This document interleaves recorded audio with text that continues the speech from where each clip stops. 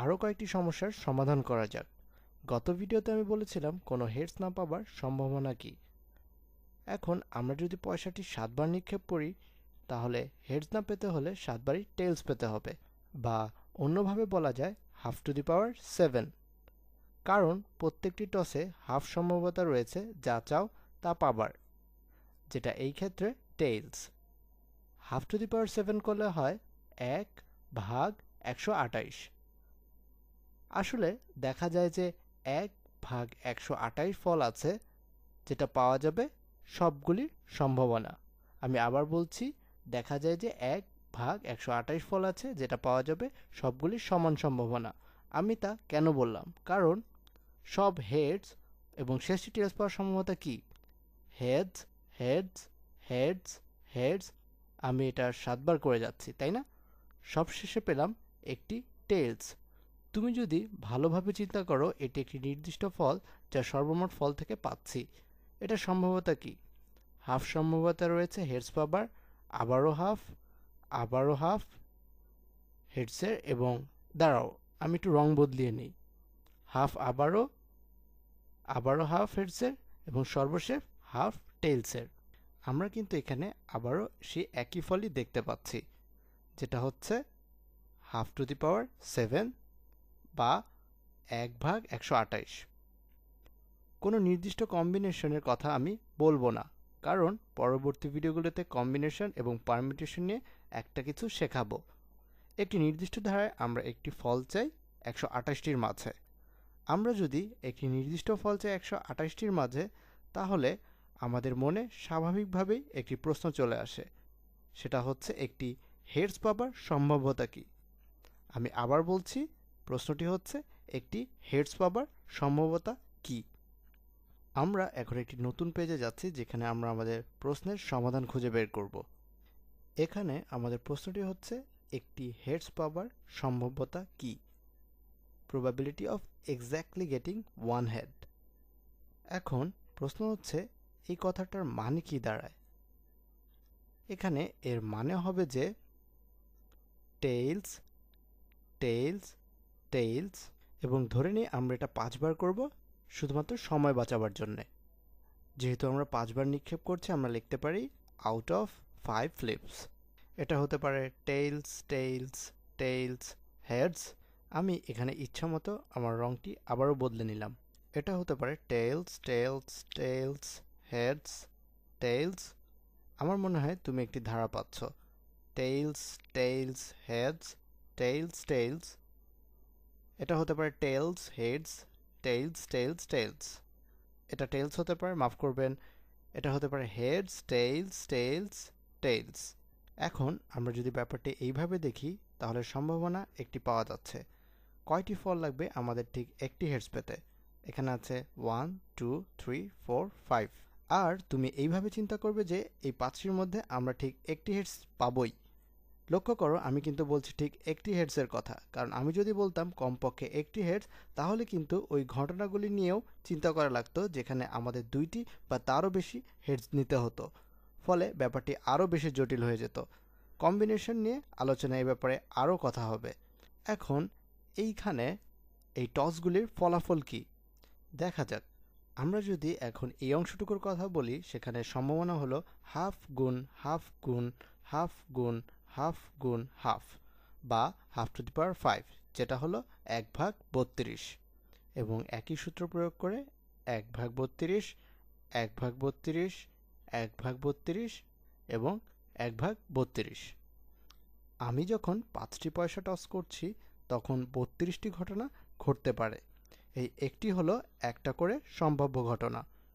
আমি এখানে আসলে বলতে চাচ্ছি যে এই 32টি ঘটনার মধ্যে 5টি আমাদের কাজে আসছে ঠিক একটি হেডস 5টি টসের মধ্যে, অর্থাৎ 32টির মধ্যে 5টি আমাদের কাজে লাগছে।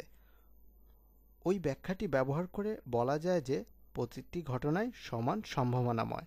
আমি আবার বলছি, এই ব্যাখ্যাটি ব্যবহার করে বলা যায় যে প্রত্যেকটি ঘটনাই সমান সম্ভাবনাময়। এখন তাহলে সম্ভাবনা হলো 5/32। ব্যাপারটি আরেকটু জটিল হয়ে যায় যদি আমরা চিন্তা করি যে ঠিক একটি হেডস না পাবার সম্ভাবনা কি। probability of not getting exactly one head. Probability of not getting exactly one head. তো এখানে আরও একটি ঘটনা রয়েছে যেগুলো ওটার ক্ষেত্রে ব্যবহার করা যাবে। উদাহরণস্বরূপ তুমি সবগুলির ক্ষেত্রেই টেলস পেতে পারো, কিন্তু তুমি যদি দুটি হেডস পাও তাতেও হবে, কারণ তুমি তো ঠিক একটি হেডস পাওনি। এটা হবে হেড হেড টেল টেল টেল। এখন বিষয়টাকে আরো জটিল মনে হতে পারে, অথবা তুমি বলতে পারো যে এই 5/32 হলো সে ফলগুলি যেগুলোই শুধু এখানে ব্যবহারযোগ্য নয়। আবার বলছি, 5/32 হলো সে ফলগুলি যেগুলো শুধুই এখানে ব্যবহারযোগ্য নয়। তাহলে বাকিগুলোর কি হবে?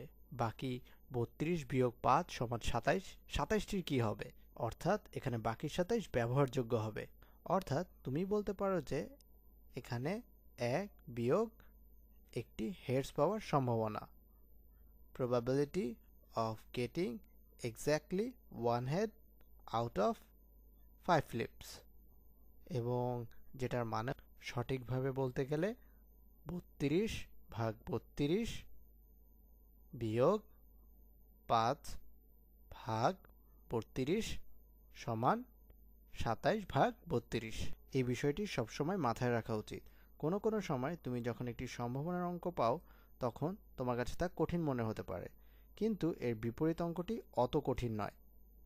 তখন তুমি চিন্তা করতে পারো যে সরাসরি একটি হেডস না পাবার সম্ভাবনাটি পাওয়া কঠিন, আমাকে এটার জন্য কম্বিনেশন শিখতে হবে। কিন্তু এটা তো ঠিক একটি হেডস পাওয়ার বিপরীত অঙ্ক, আর ওটা সমাধান করা বেশ সহজ। আশা করি আমি তোমাদেরকে বিভ্রান্ত করিনি। তো যাই হোক, এখন পর্যন্ত আমরা শুধু পয়সা ব্যবহার করেই অঙ্ক করেছি। পয়সার বিভিন্নভাবে ব্যবহার করে অঙ্ক করেছি এবং শিখেছি। এখন দেখা যাক কি হয় যদি প্রত্যেকটি ঘটনায় ভিন্ন ভিন্ন সম্ভাবনা থাকে।